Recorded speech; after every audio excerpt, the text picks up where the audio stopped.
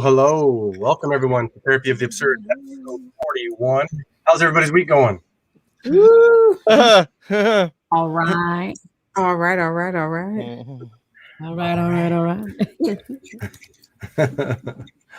Nice, very nice, very nice. How's your week going? So, you talking to me? Yes, not bad, not bad. Got to see a few new movie trailers that I'm super hyped for going back to the movies, I should say, right? Escape Room 2. I like the first Escape Room. Not a horrible movie. Not a great movie, but it's all right. And then the new Candyman trailer. Anybody see the new Candyman trailer? Nope. Ooh. Nope. Yeah, they did something in the film that I'm going to see it anyway because I love scary movies and I love comedies. Those are my two favorites of the action movies. But they did something in there I really did not. There's two things. Well, one thing I really love and there's one thing I really don't like. In the original, you said his name 3 times. They got fools saying it 6 times now. I was like, that's a bit much. That's a bit much. I don't know. Just me, though, I guess. Oh, I love the original. I got to meet Tony Todd. He's very tall, and the dude works out. He's big. Very nice gentleman. A theater trained actor, actually. Let's see. What else? Dave Chappelle tomorrow. Yes. Oh, yes. There's a lot of big shows, comedy shows, though, man, now that everything's opening back up. Right. Is there any shows you guys looking forward to or anything coming up, big or small? J. Cole concert. Ooh. Okay. Club Quarantine at the Hollywood Bowl, August 29th. So I'm excited. Oh. Totally excited. Is that a music thing or a comedy thing? Oh, so you don't know what Club Quarantine is? I don't know. What happened? I know. Huh? I got hit in the head. I've talked about it before. DJ D Nice on Instagram. Oh, okay. No, I know who. Yes. Okay. So all right. So the party itself is called Club Quarantine. Oh, okay. And in fact, I was gonna put on my sweatshirt. It was just too hot in the house. But I'm wearing it to the Laugh Factory. But anyway, so he it was like while we were in the thick of healing last year with him playing live. Somebody just kind of spurted out like it would be great if we could gather at the Hollywood Bowl, and we were all nice. in the chat. We were just all like, "Yeah, that's a great idea." And then we just kind of all kept talking about it, and and it has become a reality. He sold it out completely. Oh, never mind. I guess I won't be going. It's so sold out.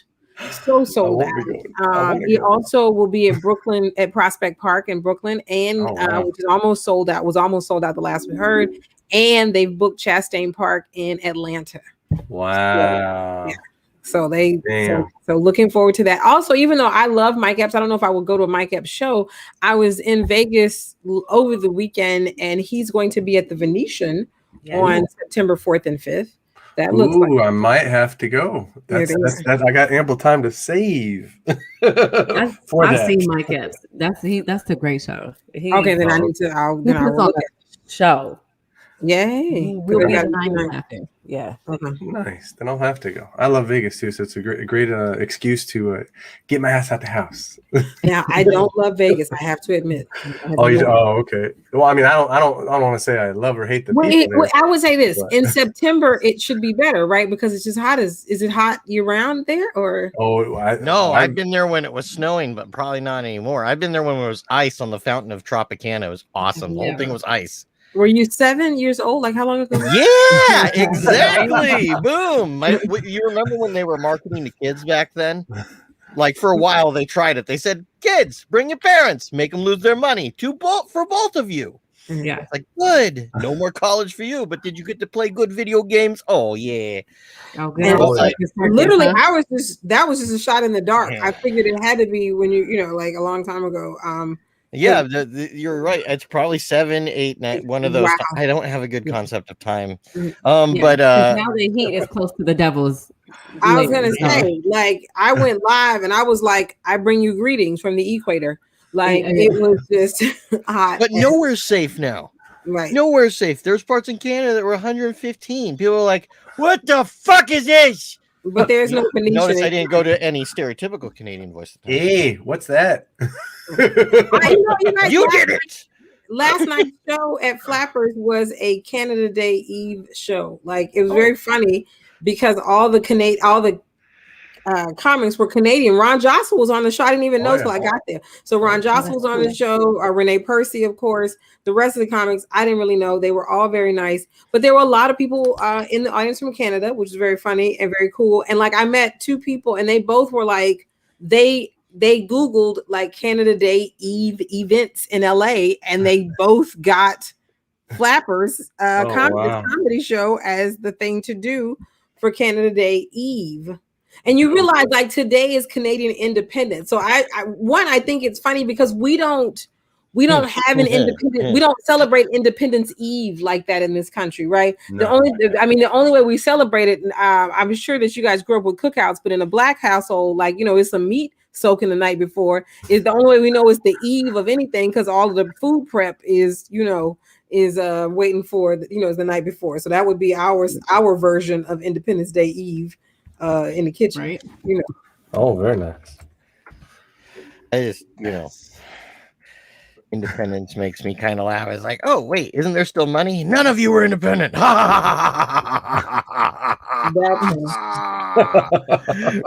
own you. Anyway, held that laugh long. But I did have felt good. I had something I had to get out emotionally, I guess. I did have something interesting happen yesterday, though. What happened? You can see that. I won't take the Band-Aid off, though. What is that? It's a tattoo of a bear rug made out of a bear cub. It's messed up, dude. You shouldn't have got that. No, I had a skin tag that was. Oh, right. I saw that. Oh, yeah. It was nasty. Like a raisin with like a like a veiny string arm attached to it. It was disgusting. Good night, folks. I'll leave it at this. That's so fun. I have a skin tag. We won't say where.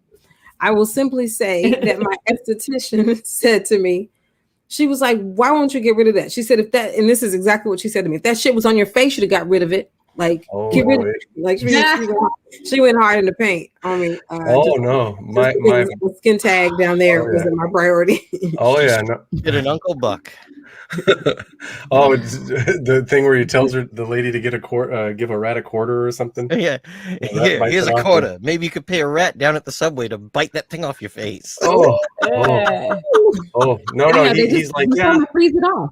Can't they freeze it? Did they freeze it off? Yeah, and that's what so I guess a couple of years before I don't know, my doctor actually put in a referral so I could go somewhere so she could freeze it off. And I think it was just at a time where people take a long time to come back with referrals. I didn't forgot about it. Like I had to, now that I think about it, I'm like, I guess it's still there. Like, I mean, it doesn't bother me. It's just, she was doing, my lady exam. And I mean, is that why I'm single? Like, if that is why I'm single, then my esthetician is right. I need to get rid of that shit. No, because by the time they figured out what was in there, Dana, they in there now. It's, right. I don't think they care. Like, no, they don't care. Right. I don't know of a guy, like, it's probably existed, but I don't know of a guy that's seen any of them and went, I rather not now. Yeah, right. Like, I think they've seen some and inside they went, that's not what was in my brain. But like, they still do their thing. Like, Oh yeah, I was like, he's like, I'm gonna numb it up. I forget what the hell he's gonna numb it up with, and he shot the actual thing, and then in the neck, he's like, this is gonna hurt a little bit. I was like, oh okay. And I'm like, what? Okay, I'm just used to people just going, and then he did it, and I was like, that doesn't hurt a little, but that whatever kind of needle that was, that shit dug, dude. Whoa, okay. So that's the same thing. I had a biopsy on my back, and there's still a dent in my back, and this was actually done when I was around like 14. Oh wow! They had a big purple mole. Ooh. And so like they did a biopsy and they're like, oh, you don't have cancer, you're just a freak. And I'm like, God, why'd you say that, asshole doctor? I'm 14. Did you know I was 14? What about my self-esteem? Like what is happening here? Oh yeah. Yeah, that's when a doctor hit me over the head. Grow up strong, boy. Anyway. He was a horrible doctor. I don't know why we kept going to that guy. Yeah. After he was it before and after he numbed it, he cleaned it with iodine or whatever. Yeah. And then I wasn't sure if he was going to use a scalpel or surgical scissors. I had no idea. And then he's all, I asked him because I was, I'll admit it. I'm a sissy to pain. I don't care.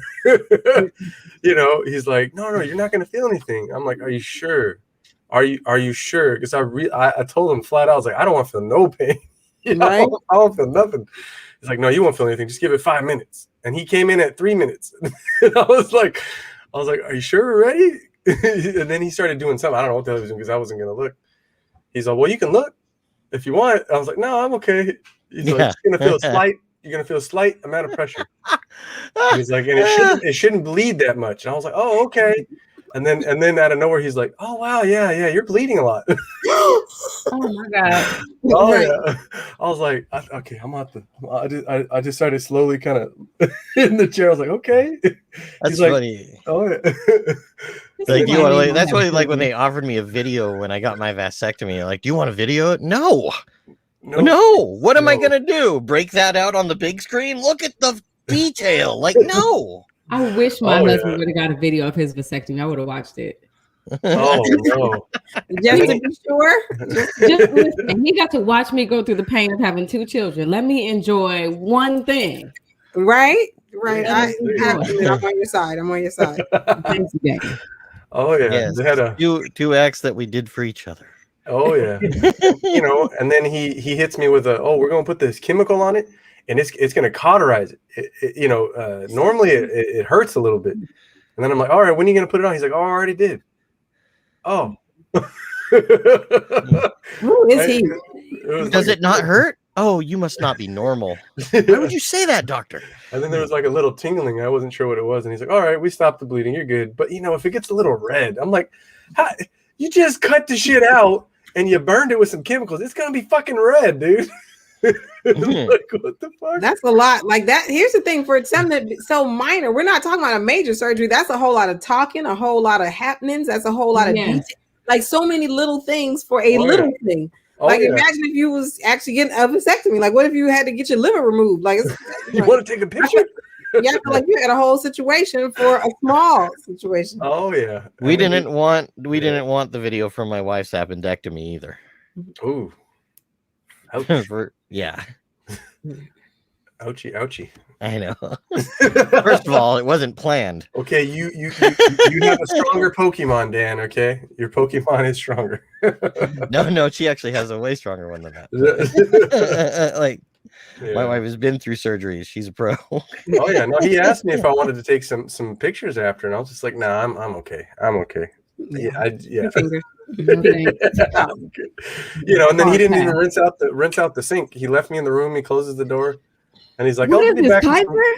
What doctor is this? I was going to say, where are you? Torrance Memorial Urgent Care. Where is it?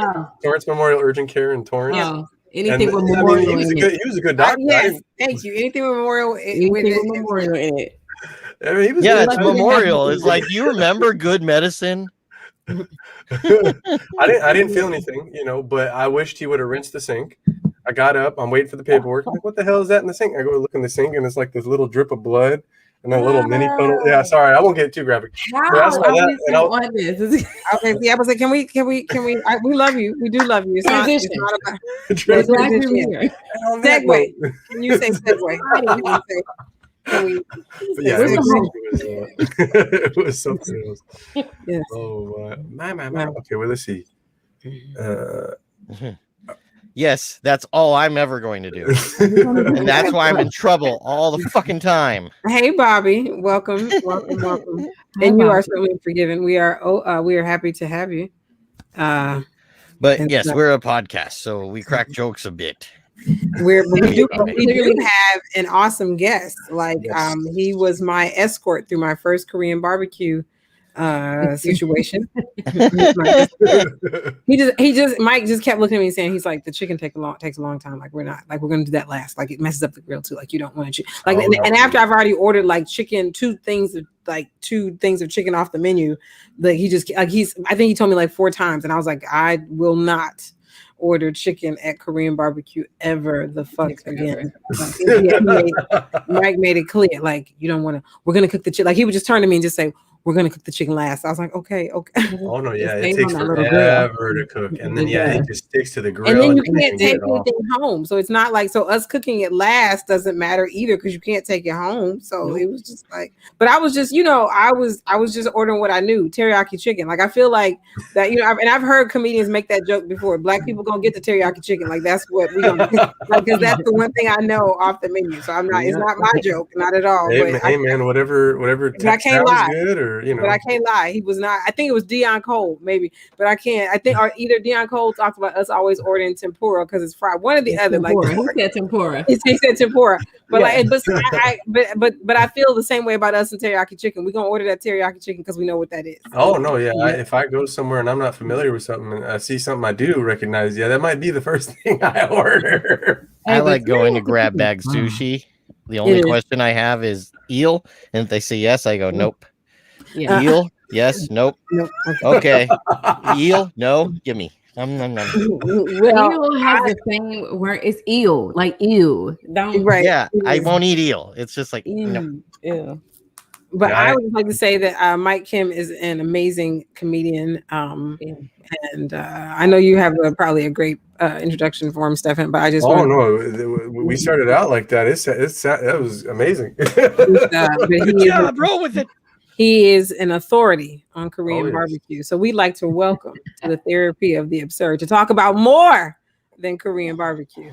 Give it up, you guys, for Mike Kim in the building. Woo, woo, Mike. Yeah, what's up, guys? Hey there, How Mike. you doing? Good. Good. So why do you think we cook the chicken last Why do I at the Korean why do I think barbecue? that? Yes, sir. Why is that best? Because the Tell chicken- everybody. Because a chicken takes the longest to cook and it ruins the grill. So if you put chicken first, not only do you have to wait to try to like fit the other pieces of the meat, like the beef, which cooks the fastest, the thin, brisket and all that, because you always want to start with brisket, right? So then, like once you do that, then like you cook the chicken, and then that whole area with all that marinade and that chicken scrap stuff, it just ruins that part of the grill. Yeah. Which is also why getting the marinated beef, like bulgogi, I don't like getting that either. Yeah. Because it kind of messes it up. And also, that's like so basic. I'm like, I grew up eating that, so I don't want that. Well, I love that stuff, but I was also told the same thing. Like you cook that last so you don't mess up anything that's like dry marinade or something. But also the places I've been to, you just like after you cook it, you go, give us a new grill, and they just replace it for you and you get a new grill. This place was huge. Yeah, you do that Those too. are awesome. Yeah, I'm not patient enough. I'm like, I want to start getting like at least half full before I even begin to think about chicken. Because I eat chicken every day. I literally ate chicken. I eat chicken every single day. I get chicken thighs, bone in, I bake it, and then I shred it off the bone. So, and I put it in a little tub thing, Tupperware, and I just microwave that and I eat that every day. There you go. Keep it lean. Yeah, I can't do that. I obviously. As he checks his bill. So I want to say congrats on the TikTok, because your TikTok game is on point. Like no joke. Oh man, that shit's awesome, man. Yeah, it made me ask, do you like orange juice? Oh, you want that? Wet. That thing is so corny, but I just like stupid stuff like that. So. Oh yeah, It went for so long on one of them. I just started dying of laughter in the middle. I'm like, how long is it gonna do that? It's gonna be a series. A what series? Oh, that's awesome. That's awesome. So what's your creative process when you're making a TikTok video? Can you take us into that? Like how I come up with it, or yeah, how do you come up with it, or what what makes you tick? Literally, whoever's around, and I'll be like, okay, because that one I came up with on the spot, because she was like, let's shoot a video, and I was like, I don't know what we're gonna shoot, and then I just came up with something. Like I feel like the spontaneous and you got her to do it too. Yeah, we just gotta fucking do it. I feel like the spontaneous one is more of my quick, kind of like vulgar humor, and I like doing that stuff. But then I also have a whole like list of hundreds of ideas I've written, which are pre-planned, but I don't really shoot those anymore. So it's like a huge list, and I end up going with the ones that are more kind of spontaneous, because those are fun to me. But when it comes to YouTube videos, which I haven't really done YouTube skits, I used to do a YouTube skit like with the DSLR camera and then the widescreen every like 1 to 2 weeks. But it's just the stuff that gets the quickest attention, at least right now, is the cell phone skit. So I do that. Right. Oh, nice. So what inspired the racist people love Chinese food? Oh, because I just realized that Chinese food is super American. Like it's everywhere. Everybody eats Chinese food. I don't care who you are. So in my mind, I was like, I thought it was funny. I just imagined like a KKK member. Like I imagine me walking into a Klan rally on accident, and they're like, "Hey, are you the takeout guy? You bring that Chinese food?" So I just kind of went there. We love Chinese food. We don't like Chinese people, but we like food. Don't like that. We like food. Yeah, talking to the kid too. I like that bit too. But Dad. Yeah. Oh eat the food. That's a good dad. That's a good racist dad right there.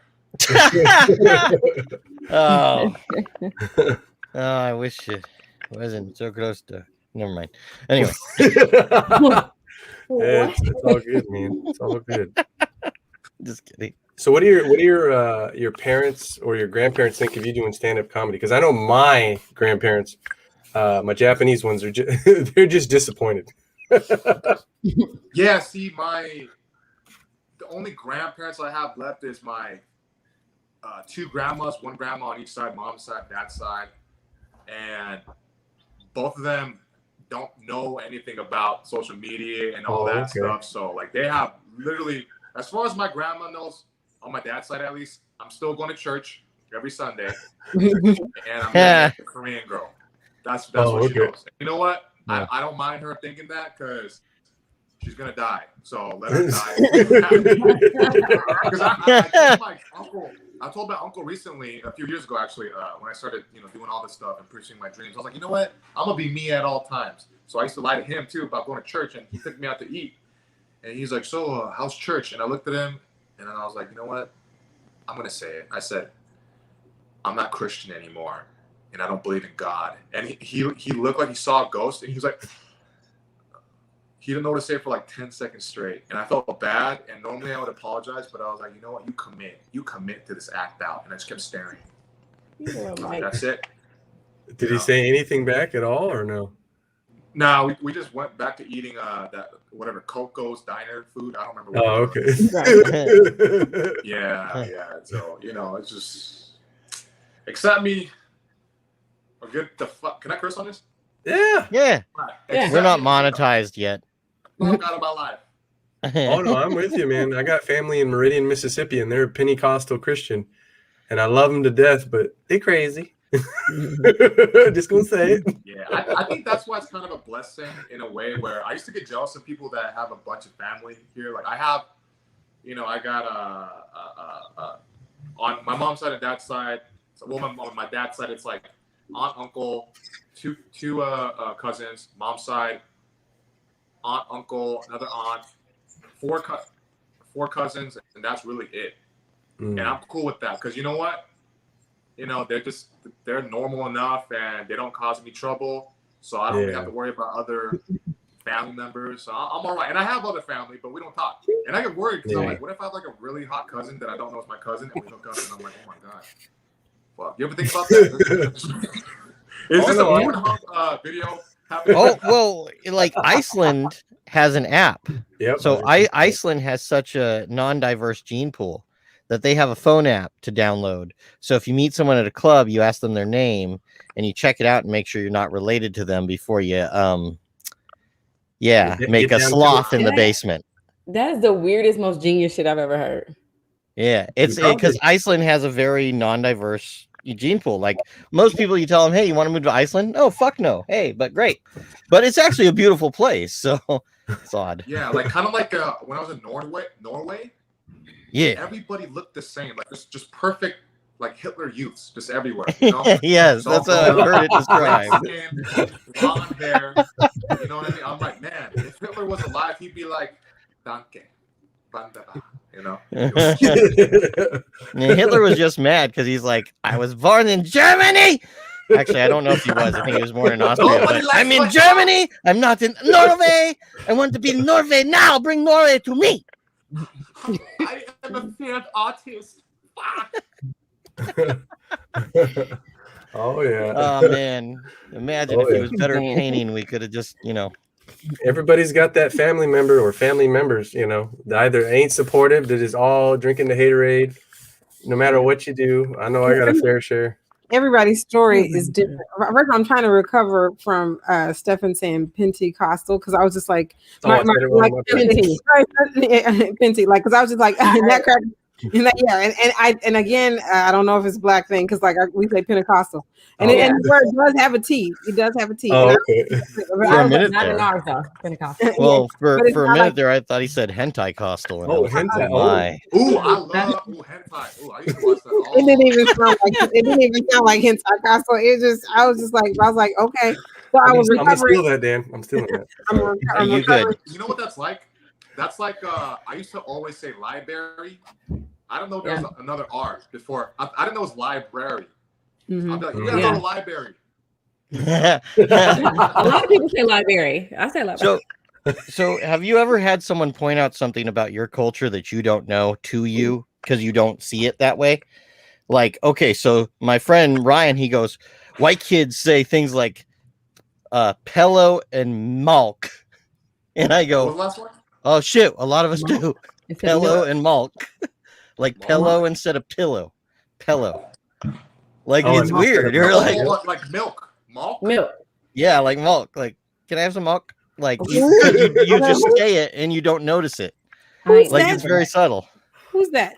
Malk. Oh well, kids where we grew up, I guess. Then. I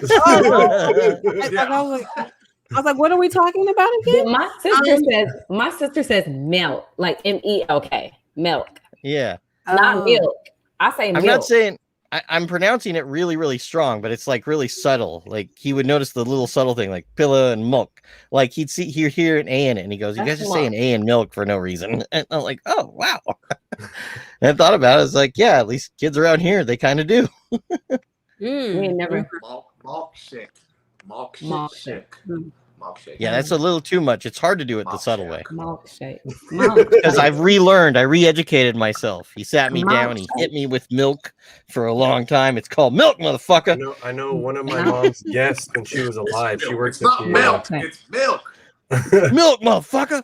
yeah, she worked at the Marriott, and she worked in the concierge lounge, and she had these. I don't know if the dude was from Texas, but he was somewhere southern, and he asked her one of her favorite things to eat, and she said California roll, and he's like, "What's that?"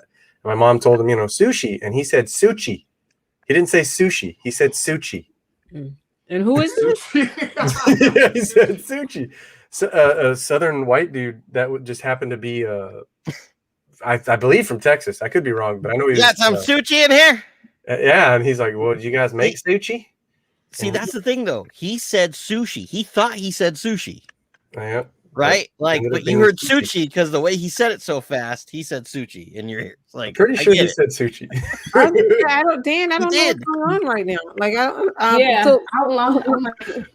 so hello, Bobby Bosket. Thank you for joining us. And this is your first time.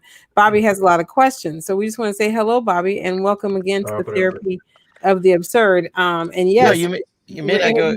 we're interviewing. Let me finish. Yeah. We're interviewing a comedian, and we're really excited to have Mike Kim on. Yeah. Bobby, we'd like to know. Yes, if you have any questions about comedy because what we have on here, Bobby, are comedians. We have a seasoned stage veteran, Nicole Denise. We have someone who started in quarantine. We've got someone who's Matt Kim. How long have you been doing comedy? I've been doing like 2 years, 8 months. 2 years, 9 months. 2 years, 8 months, and Almost 3 years. but in his 2 years, 8 months, he has become TikTok famous as Yeah. well. So Bobby, we are, and I am, I'm almost 2 years old, and I'm doing a lot of festivals, and I have a weekly, I'm co-emceeing at Flappers Weekly. So we're all, you have a wide array of different levels of comedy right before you. So if you have any questions for us or for our guest Mike Kim, don't hesitate to put them in the chat. But we are happy to have you, Bobby. Yes. Thank you Welcome for joining to us. the wonderful world of comedy, Bobby. You ready for this? Right? Are you ready for Yeah. this? Are you ready? You think you're ready, but you ain't ready, Bobby. I'm kidding. You're ready. Right. And speaking of When we being turn ready, off the camera, we cry. Mike, so Mike, as someone that's 2 years and 8 months in, like who like, and I feel like the world of comedy, I think we can all agree over no matter how old any of us are in terms of chronology, the way that you build a comedy career has like changed and changed and changed again. And so where do you see yourself in like 10 years? What is that noise? Anybody know? Like I it's don't wearing me know. It's It's the not- Predator. Don't worry. okay, it's awful. It is wearing me out. There's a Where little do bit you of see your- system noise somewhere. Okay, got it. Where do you see yourself in 10 years? Mike. Sorry. I was about to say Bobby. No. I mean, well, going into this, when I Mhm. left everything that I was doing behind my career and all that, like 3 years ago, I told myself, I don't care if it takes 10 years or 20 years before anybody knows my name. I'm going to do it till I die because Yes. there's nothing else left for me on this earth. Like, I genuinely mean that. There's literally nothing else left for me. Honestly, I tried a bunch of stuff. I was miserable. You know, I was going to fucking hang myself. And now, don't worry. Now I don't have any thoughts like that because I'm doing what I want. You know, your struggle, when you choose your own struggle, that's to me happiness, right? So, anyways, I didn't have to get all like TED Talk. TED Talk. No. It was perfect because It's I was good. trying to jump in when we were talking about people not supporting. I was trying to jump in then just to say like I feel like at this point, like I get frustrated because it took me to be of a certain age and literally of a certain age to just finally say like you, Mike, I've tried a lot of things. I've had several careers. I have no retirement, nothing to show for all the years spent doing anything, but I am finally happy. And it's crazy because in this weird way, and I love my dad, he like the one who would not support anything except math or engineering or tech. And when I have had the nerve to like kind of challenge him about it, because I'm still feeling some kind of way, and he'll say, well, you know, I just did the best I could for my children. But then he will actually have the nerve to take credit for the comedy. He'll say, well, whatever I did that helped you get here. I'm like, nothing. I just want to say nothing. That's what I really want to say. I mean, I don't, but that, you know, but this is a man who has survived cancer, so I can't say that either. But you know, no, but I feel it. But I'm like you, I'm like as long as people want to see this black don't crack, like if you know, I will stop coming on stage. Like I will push a walker on the stage if somebody will come and see me pushing a walker on stage. I plan to do it till there's nothing, you know, because there's nothing else. I agree with you. There's nothing else. Oh yeah, no, yeah, I'm gonna die doing this. There's nothing else, nowhere else I'd rather be, or nothing else I'd rather do. I wish I got to it sooner, you know, before my my mom passed. Yeah, so she could have even came to my worst bomb show. I don't give a shit. Well, you know, for her to be there, you know. She is there. She's there. She's watching. Lauren, speaking of your wife, Lauren has a question. Mike, what were you doing before comedy? Oh, so I was doing digital marketing. I was on a team. We were living in the same house. We had different clients, and you know, we would. I would do email marketing for them, so the social media stuff. I would write out the video sales letters and like the scripts for the videos and these are people that are trying to grow their social medias and all that stuff, right? And the whole time I'm doing this, I'm like, I'm on the back end, but I'm like, I'm the guy that's supposed to be at the front, and I know that. But I kept suppressing myself. I kept telling myself, no, this is the safe, like this is stable. This is what you're supposed to do. It's impossible to make anything happen in front of the camera or even being on stage, whatever. It wasn't even like a possibility, right? So, you know, then like I said, it got to a point where I was just ready to leave the earth. Because, you know, when you as a creative, I think we're all creative in our own ways, but some of us are just like, we're really just meant to create whatever that looks like. I don't care if you're an artist, author, just whatever, right? And and that's your soul. And the more you do that, the more you feed your soul, and the more the soul gets lit on fire, the flame of life. And then once you start to suppress that, you douse it with dirt. You're throwing dirt on it, saying, no, I'm not this. I'm this thing. I'm this other thing. Then it slowly dies and gets smaller and smaller and smaller. And that's what happened to me. I had just a little tiny flame left, but fortunately I was able to, you know, come on, Mike, you better preach. I was like, come on with that sermon, because that's the triple church. I was like, come on, church, because that's exactly what it is. When we're not in our truth. Like when people just a little dip over, but like when people my girlfriend has a daughter, and like when she was having trouble in school, the first thing everybody wanted to do, like she dances and she's a great dancer. First thing they wanted to do was, well, take away dance. I was like, so here's the deal. She's a dancer. That is where she meets God. That's where she meets the best of herself. Absolutely. If you're going to take away something, don't take away the one place she has confidence for this other stuff. Like and a woman, she was a Belizean Ali's, I think, 3rd or 4th grade teacher, and I was having struggles with Ali, and she pulled me aside and she said to me, never take the art away. Whatever you do, never take the art away. That's not what you punish with. And that's how I really, really took that to heart. And I believe it's true. Like there are other ways to where, like you said, that's the flame, and the flame has to have a chance to burn. And when we start, like, you know, the parenting is another conversation, but it's like you said, you're in a job and you're just dousing dirt, you know, and you're feeling some kind of way, you know, at a certain point, but just what a word, Mike. What a Because word. it's not your purpose. Like, Right. you have to be living in your purpose, or your soul is slowly dying. Yes. You cannot do what you're supposed to be doing. You know, Lauren said something. It's painful. It's painful to sit in doing something that you're not supposed to be doing. It's internally painful. Oh yeah, I mean, I was sitting down for, you know, we were doing the entrepreneur, like the whole glamorized entrepreneurs. We have our own business, right? But you're doing this thing 24/7, and it's like you're waterboarding yourself. You know, you're like, right. Like you're torturing yourself by choice, by fucking choice, right? Right? And when I left everything, I was 28, and 29 is when I said, I was like, I don't know how I'm going to do this. I don't know how I'm going to make money. I don't know anything. I don't even know where to go for stand up. I don't know, but I have to do it. I literally jumped 100% into the darkness. But the funny thing is, I started to discover and find things out just on accident, just law of attraction. And I literally, and I tell this to everybody, I feel like from 29 to now, I'll be 32 actually in like 8 days. But I feel like I'm actually living for the first time in my life. That's why I shaved my head, so I look like a little baby. I'm like, you know, that's not why I shaved it, but you know. But I'm telling you, I feel like every breath I take, I'm actually breathing in air. Like colors look more vibrant, music sounds so much better. Like I feel the music, right. You know, it's not out of like this desperation of listening to music and being like, no, this song is pretty good. Like trying to like find the feelings and force the senses to go from artificial to organic. Now it's just because the soul is connected alive. To my body. Alive. Like there it is. You read my mind. My body. Right. But it's here, and I feel great, and I'm honored to be on here with all you guys too. So this is like, to me, this is beautiful. This is a huge. This is part of the dream, right? This is right. Right.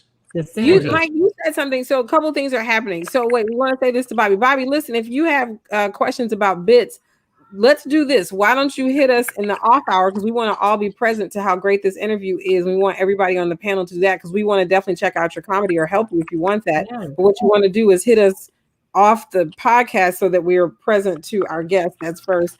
Second, Lauren, great question. She says, but don't those skills help you with your social media? Now, Mike, before you answer this, I want to touch on something you said. When the soul becomes hungry for what it truly is, you will find your way to what you need to. I would never be one to say that the fact that I was a classroom teacher doesn't help or any of those things. But what I've learned is that still things just, the law of attraction is the most potent when the soul is just hungry. You don't have to have had a career in social media. You don't have to have had a career in marketing. You don't have to have done any of those things. You may not be, you may not know you have the skills, but it's amazing what emerges and how precise you are with all those skills, even with no knowledge, when you're in your purpose. It doesn't happen. It's like you said, it's organic, and it's closer to perfect when it's called from you and not when it's like, I got to go do this thing. But Lauren does still pose a great question that someone else would pose. But didn't those skills help you grow your social media presence? Can you see the chat? It was I right would say there, this. I honestly. would say that. So the thing that I got from the last 2 jobs of marketing, where we had to be extremely self-sufficient. Nobody was holding our hand, because the one before, I was working with my friends. We met at a different place, and it was run like a military. If you can't be self-sufficient, you will get fired. The turnover rate was ridiculous, so we were always fearful. So we would work extra hard, and that training made it so that by the time I started doing my own stuff with the social media, like it just taught me to take action and not be helpless. So if I didn't know how to do something, you either figure it out by doing research, or you just do it and figure it out the hard way.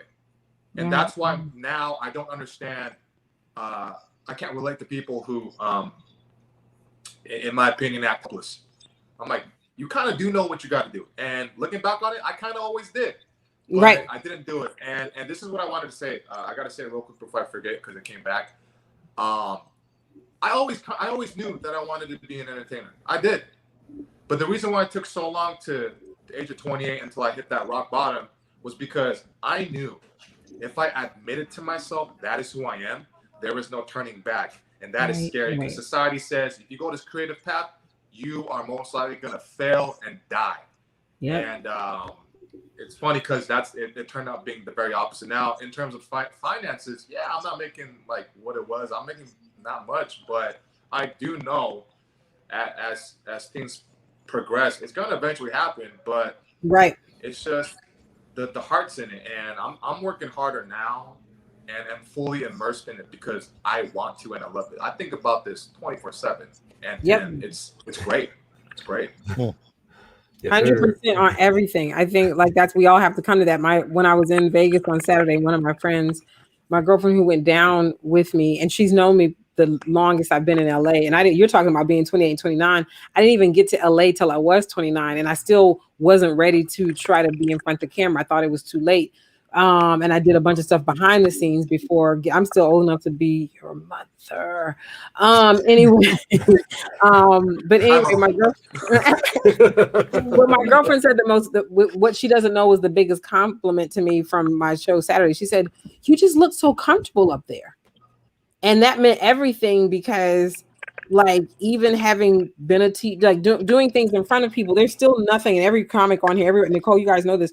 There's still nothing like being on a stage and being more than just a timid comic who's trying out jokes. You got to get up there and own that motherfucker. You have to walk it and talk it up and in the end like you belong, And there's no one to teach any of us to do that. The lightning has to hit you. It has to strike for you. Yeah. Like I've never taken a comedy class ever. And that's no, gas or nothing to nobody that has. I literally just felt it. It took me a year to actually still do it. You know what I mean? But I felt it in here. And then one day I just got the balls and I was like, fuck it, I'm gonna do it. And I just hopped on that fucking stage and I have not stopped since.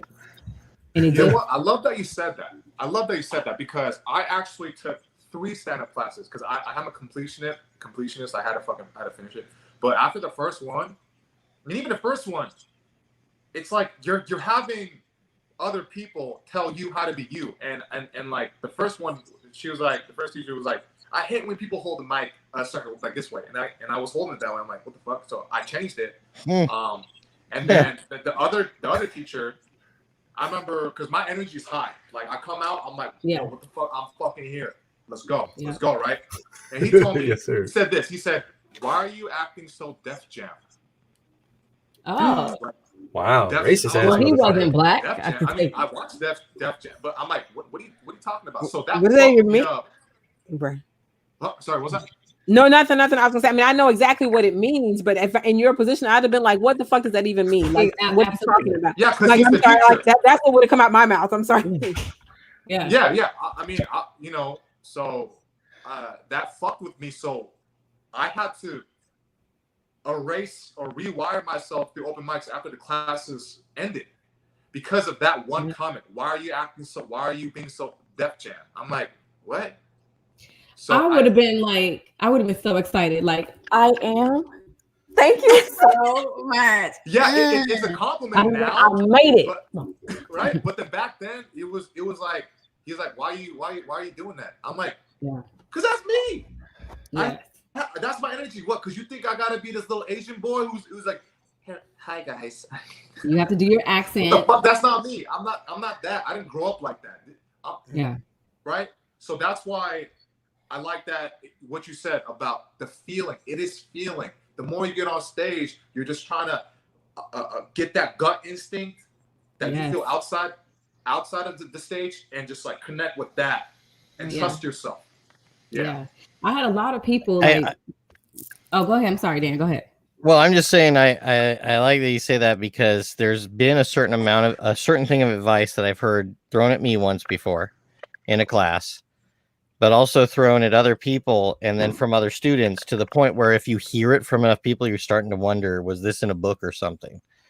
And what it is you have ideas, but I don't know anything about you after hearing your thing. And it's like, now I understand that having the personal touch and the, getting them to like you is a big part of a lot of people's act, but it's not everyone's act, because I like a lot of absurdist comedians, the Stephen Wrights, the Kyle Kinane, stuff like that, where they're kind of talking about themselves, but they're also bringing up all this weird shit that, if what's his name, the stoner comedian, Doug Benson, and, guys like that. It's a little bit about them, but it's also so wacky and out there that's the kind of stuff I dig. So it was kind of discouraging to hear people say that so much. Like, are we all supposed to be doing the same thing right now? I thought that it was good if everybody does their own thing, and not to say it's wrong. I'm just saying that same advice over and over. After you, Nicole, I want to speak to that, because I have some similar concerns, but I kind of figured it out. But Nicole, you were about to say. Yeah, I just I had a bunch of people telling me to take certain classes, and I just, in my, I'm strong-willed person. I just like, it took me a year to get up out of the fear of doing it. I don't want anybody shifting what I'm doing. I need to find myself and my voice on this stage, because I feel it in my heart. So I don't really need anybody else to infiltrate that in this moment. What I need to do is just get my ass out there and see what I feel like when I'm there, and let it hit my spirit. And then I can get somebody to help me fine tune. But I need to figure out who I am first on that stage before I have anybody else tell me anything else. Because I'm already hearing it, like, are you sure this is what you want to do? You want to do that? What about this? I already have that. So let me just get in this shit, because I feel it in my spirit. Amen. And then maybe I can have somebody tell me what to do. But for right now, no ma'am. It's in here already. Because I hit that stage, and the first time I hit the stage, and I did good, and I got off, I've never felt something like that in my life. I was like, oh, that's home. That's I felt so comfortable. That's where I was supposed to be. And I didn't know that. You know what I mean? Like, I've been a hairstylist in the industry 20 some odd years. I didn't think, like that was my path. And here we are. Go ahead, Dane. Sorry. Oh no. So, and it's weird. I had a set like that last night that felt really good. I almost forgot that I was supposed to be bringing up the actual host of the real show. Like, after I finished my 5 minutes, I was like, oh yeah, y'all came here to the Canada Day show. Shit. Here's your host. His name is Steve Johnson. The Netflix special. Right. And then 5 minutes. But something that you said that was interesting, Dan, about that self piece. I think that is somehow like the comedy school idea, that every class, because I've taken several classes and they all start there, and I don't hate it or love it as much as I agree. Actually, Nicole, what you said, I think every comedian should be given a chance to figure out what it is they want to connect with and what they want to say. Yeah. We will get to the who am I portion of things inevitably, whether a teacher comes in and says that that's what you should do first or not. I will only say, because when I had to purposely do that work in a class, it was honestly some of the most uncomfortable comedy I had ever done for about 3 performances until I finally gave up on being so intentional. But lo and behold, glad I put it in the wheelhouse, because then maybe 2 or 3 months later, I was on a show where it came, that part of the set came out organically. Oh, by the way, I am these things. Yeah. But as Yeah. far as this idea, like, I think that in a class, even though they're teaching it in this way, it's the thing you're supposed to do. I think they're trying to help you put it in your toolbox, but I just think they should say, hey, this is for your toolbox when you need it, and you will know, because you want to give it some thought. Because I'll end it here. In the class, they did the exercise of what do you see in this person, and everybody said Whoopi Goldberg. And interestingly enough, I'd heard that 20 years ago, but 20 years later, when I actually tried it on stage, it got a laugh. But without the "who are you" conversation, I probably would have never brought up, oh, I know I look like a such and such Whoopi Goldberg, and people fell out laughing. But it is more of a tool for your box and not this like hardcore thing, but they present it as this thing, and it's just it's a tool, and I think they should teach it as a tool. I'll leave it right there. Mike, what tips would you have for somebody like what's this young man? Bobby. Is it Bobby Bosky. I'm trying to call him Bobby Brisket, but it's Bobby Bosky. What would you tell like somebody coming into the Dana, you're not supposed to come here hangry. Somebody who's just starting? Yeah. What would you tell a new comic coming into the game? Like what would your advice to them be? I would say the excuse I hear all the time is, and these are people that haven't gone on stage for like a year or 2 years, because they're like, I'm still writing my 5-minute set. No. I don't give a fuck about your 5-minute set. Get up there and just say shit. I literally say, just start talking. You don't even know what's funny. You don't even know who you are on stage. Yep. You don't know. And you know what? Because you got to get rid of that whole, my friends think I'm hilarious. So when I'm up there, everybody's going to think I'm hilarious. You need to say some shit and be like, and then see a bunch of just like crickets, just, like you need to see that so that you face yourself. So you get so desensitized, your true self starts to really come out, right? Yeah. So just keep going up there and start to discover. It's literally like, it's akin to walking again as like an infant. You're literally just falling over and over and over and over again until you start to like learn to walk. And then once you learn to walk, you start going, and then you start to form some words, and then you start to be able to sprint, and then you can start talking shit like, I see you, motherfucker, and then run past them. I just want to mention, this is like the 4th thing that Mike has made a baby sound to. Maybe You're serious about that rebirth. You're serious about that rebirth. Right. Hey, Mike, what's your favorite Justin Bieber song? Sorry, what's my what? What's your favorite Justin Bieber song? I was going to say the one with Baby over and over and over again. Anyway, it's the moment's gone now. Like that, but there is a song that it's the newest song. The newest one's just like, what is it? Yummy. I'm so lonely.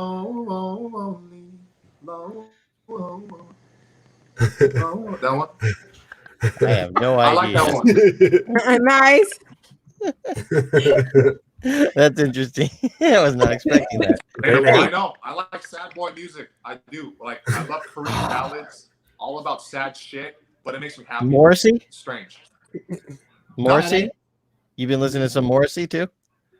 I like anything that's got some sad boy shit. Trust me. Okay. Emo music, I don't care. I'm all about that. Like breakup songs. I don't know why. Dude, Perfect Circle's last album? I didn't listen to the album like that, yeah. But that's some really sad boy. It's sad. Okay, so I guess I got to listen to that and then just start chuckling to myself. Damn, that's good. I'll do that. Hey, Mike, I know we're going a tad bit over, but you got a little bit of time to play a game or actually just look at some things with us and comment on them. We might talk some shit at these things. You got a little bit of more time? All right. Yeah, Kevin, are you sharing that update? Yep. I'm going to put it up right now. Right now. I tell you, it's coming right now. You better hold on your heads and glasses because this shit is coming right at you. All right. Let me make sure I got. Okay. There we go. Funny dating bios. You're supposed to put it in presentation. Yay! Oh yeah. In order for me to do it, I gotta do it this way. It's weird. Can we not blast him? Damn. Can we give him What? I'm not blasting him. Hey.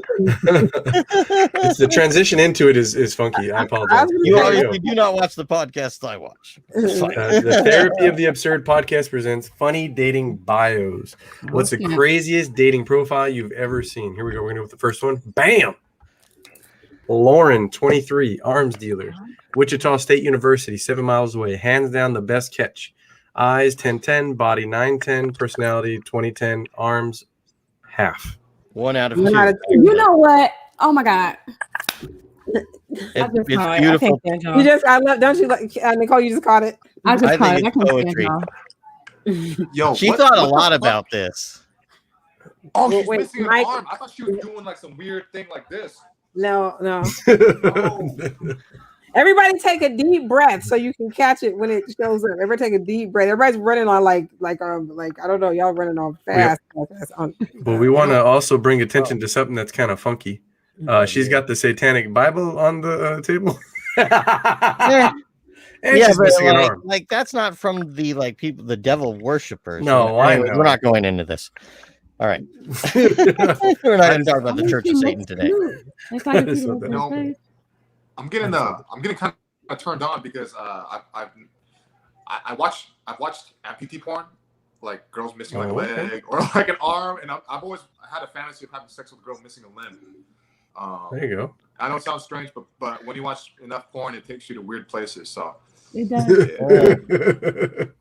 You ever think that like Pornhub does not get enough credit for how many families it's kept together lately? No way a daughter of mine's having a stepbrother. Anyway. Amputee porn. I learned something new. Oh, right. We also have Ricky here, 20, Purdue University, 6 kilometers. Or that might be another language right there. Don't buy Colgate whitening toothpaste. It says guaranteed whiteness in 14 days. It's been 2 weeks and I'm still Asian. a little bit of self-hatred in there. A little bit of he wants to like colonize himself and erase his culture, and he doesn't embrace being Asian. I feel like off of that. I'm not sure about Purdue. Is Purdue kind of a tough neighborhood? Purdue University? You know, like is it the kind of place where someone's like, "Aw, everybody here is different than me." All right, we're gonna have. I've never been to Purdue. Mike, if you want, Mike or Dana, whoever wants to go, read the next one. If you can see it. Okay. Oh, I love this one. All right. Mike, you want to go for it? You're our guest. I'll go for it. Doesn't matter to me. Sure. On our first date, I'll carve our names in a tree. It's the most romantic way to let you know I have knives. Yeah. Amelie, 18. Everybody, dude, all these fucking. I'm talking about girls because that's the ones that I see. They always gotta have this thing where they try to sound clever. Like they take like an original thing that's kind of played out and they try to make it clever and add a little bit of like feistiness to it, but it's just not attractive to me. I'll let you know. I'm not like the other girls. That's what he's like. I'm a hater. Yeah, no, you're talking about the I'm not like the other girls girl. Yeah, you're like, you do like some of the things like like the other girls. Like I like some of the other things like the other guys. I mean, sorry, we do. You're like every other girl. I don't know. I read that and that just like it kind of scares me a little bit. It just scares me a little bit. You know. All right, what's next? First of all, you should be a little scared if she has no knives whatsoever. That means that she has no idea how to use them. Like in an adult way. At the table, she could just fling that shit. I don't know what I'm doing. So Dana, you want to read this one? Guys, I might have to. I have to go after this one because I think they're like leaving this place. I don't want to lock. Okay, yeah, no worries. All right, Catherine, 28, University of King's College, 8 kilometers away. So whoever this is not in the U.S. with these, or maybe they are. I don't know. I hope you like bad girls because I'm literally bad at everything. That's a funny joke. Right. Just passing through from Calgary. Oh, everybody's in Canada. Got it. For the holidays, say hi unless you are my ex. In that case, fuck off, David. It's never happening. That's the best. Like that's a good one to end on because, like, to me, that's how they should be written. A good joke and then a good everything. That's a good joke. All right. Anyway, All right. we Well, hope you've had wanna- fun with us, Mike. Where can people see you next? Well, if they just follow me on Instagram, it's at Mike Kim Comedy. I post up whenever I do shows. I produce a show in Koreatown. Right now, it's like like twice a month. It's at a place called LA Donko, and I post a bunch of random, like, vulgar, disgusting humor, but also normal stuff at the same time sometimes. So follow me there. Follow him. You follow him. We're all following. We got it right there at Mike Comedy on Instagram. We also got his TikTok there at Mike Kim Comedy. Follow him on that. Thank you so much for joining us, Mike. We really greatly appreciate it. Thank you. Thank you guys. Appreciate it. Yes. Dope. Thank you. And of course, once again, we thank our guest host today, Nicole with a K. Thank y'all for having me. Nicole anytime. in the building. I got you right here. Bam. Boom, that's me. Bam. 2 first names. That shit crazy. No, I'm just kidding. There's actually something I recently saw you and it really hit home, and I don't know, eventually I'll have to talk to you about it because it's kind of funny. I'm like, yeah, that's how I think about that too. Last time I saw you now, I was like, oh shit, she thinks that same exact thing. So I'll talk to you about it later. Okay. Oh, snap. Oh yeah. But we want to also thank everybody who came and chilled with us, Bobby, Lauren, and everybody else that's in the audience. This Dan Ocha guy. No, Dan Ocha. Screw that guy. He doesn't know what he's talking about. He's an amateur. He's an amateur. Every time he walks in the room, everybody's like, it smells like amateur in here. And everybody's like, we're going to the bar. We're getting drinks. Anyway. Yes. July 22nd, though, we have an amazing show for everybody. We're going to have another awesome comedian with us, Ron Jossel. He's going to be in the studio with us July 22nd. And then, we have some really good fire shows coming up, guys. So and ladies. So please stay tuned. And again, thank you so much. And follow us on Instagram. And we really need your support on YouTube. Get up on the YouTube, hit that subscribe, hit the like, hit the share, and hit that notification bell. We need that love, please. All right. We will see you all July 22nd. Thank you so much. Take care. Bye.